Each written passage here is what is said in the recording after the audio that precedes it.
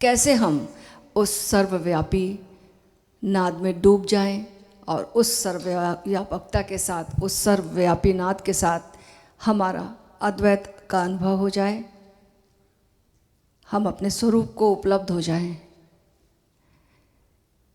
इसकी विधियों की गहराइयों में ऐसा घटित होना बहुत ही आसानी से हो जाता है।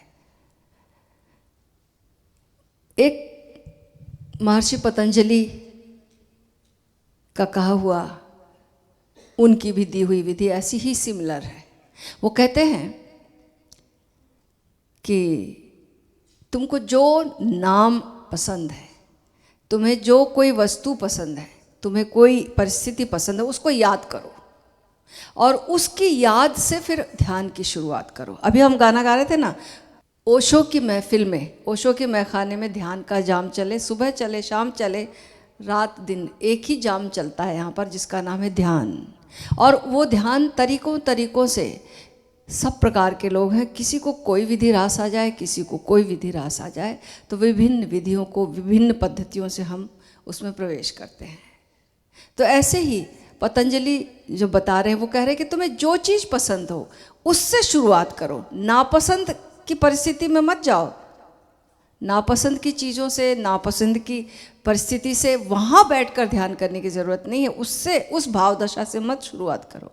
ऐसी भावदशा जो तुम्हें पसंद है, कोई गुलाब का फूल, कोई चेहरा, उससे, उसकी याद से आसानी से तुम अपने भीतर प्रवेश करते हो। तो ठीक ही सिमिलर विधि, मतलब सत्य तो कहीं से भी चखो तो एक ही स्वाद आता है। तो भगवान शिव देवी पार्वती को जो बता रहे विधि वो ये है कि हे देवी, अपने अपने ही नाम का उच्चारण करो, अपने ही नाम का उच्चारण करो, और वो नाम के अर्थ में नहीं, उसकी ध्वनि में प्रवेश करो। और जब उस ध्वनि में प्रवेश करोगे तो उस ध्वनि से, ध्वनि शून्यता में तुम्हारा प्रवेश आसानी से हो जाएगा।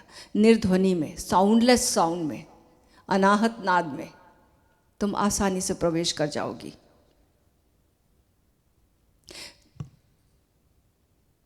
एक बात है वो ये कि सबको अपना नाम, बचपन में जिस नाम से पुकारा जाता है वो नाम सबके भीतर सबकॉन्शियस तक चला जाता है, अवचेतन में प्रवेश कर जाता है। इतने सारे लोग हैं और सबको नींद आ जाए और एक व्यक्ति आकर पुकारे, सब खर्राटे भर रहे हो अगर, और एक का नाम पुकारा जाए तो वो व्यक्ति खर्राटे छोड़कर उठ जाएगा, उसकी नींद खुल जाएगी कि मुझे पुकारा जा रहा है। क्यों?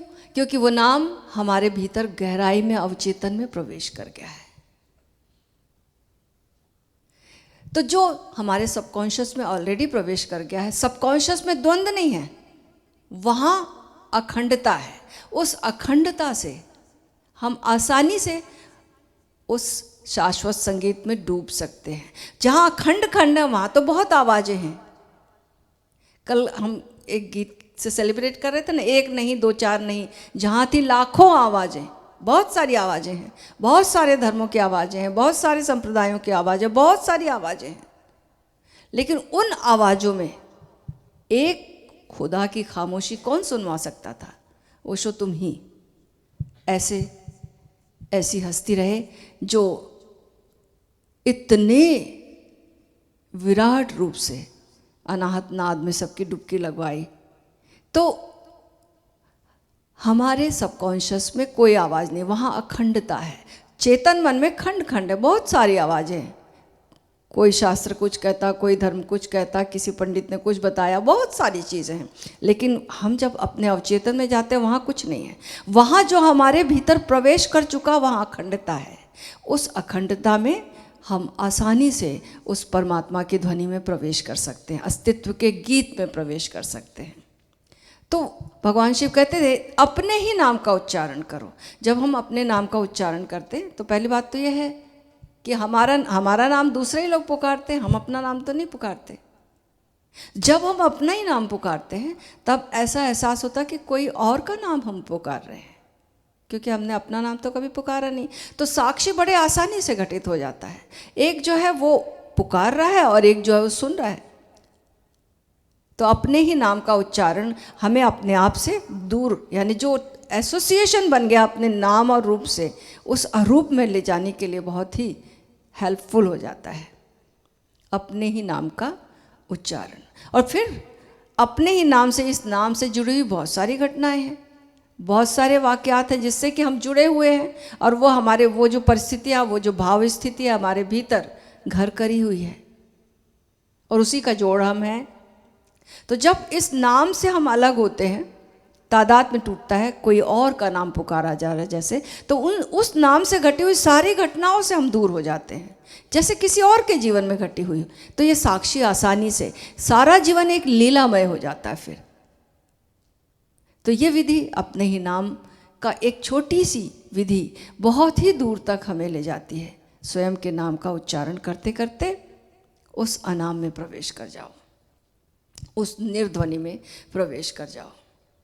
एक बार की बात है, घटना ही है ये। एडिसन का नाम सबने सुना है, जिसने बहुत सारे वैज्ञानिक आविष्कार किए।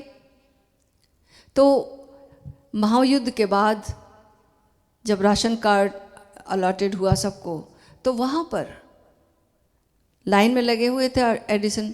तो जब सबका नाम पुकारा जा रहा था तो इनका भी नाम पुकारा गया, तो लेकिन ये कोई रिस्पॉन्स ही नहीं दे रहे थे। बाकी लोग सुख भुगाने लगे, लेकिन फिर पास में खड़ा हुआ, पीछे लगा हुआ पड़ोसी आया और उसने कहा कि आपको पुकारा जा रहा, आप रिस्पॉन्स क्यों नहीं देते? तब एडिसन ने कहा, अरे ये मेरा नाम है, क्योंकि मेरा नाम से मुझे किसी ने पुकारा नहीं। सभी मुझे प्रोफेसर कहते, सर कहते, तो मैं तो भूल ही गया कि ये मेरा नाम है। तो बार बार हम जिसको रिपीट करते हुए सुनते हैं, वह शब्द हमारे भीतर, उससे हमारा एसोसिएशन हो जाता है और वह हमारे सबकॉन्शियस में प्रवेश कर जाता है। और जब हम उसको रिपीट करते, उस नाम को पुकारते, तो उस नाम की ध्वनि के द्वारा आसानी से हम अपनी अवचेतन की गहराई में चले जाते हैं, और उस गहराई से अपने स्वरूप में हम आसानी से अनुभव कर पाते हैं।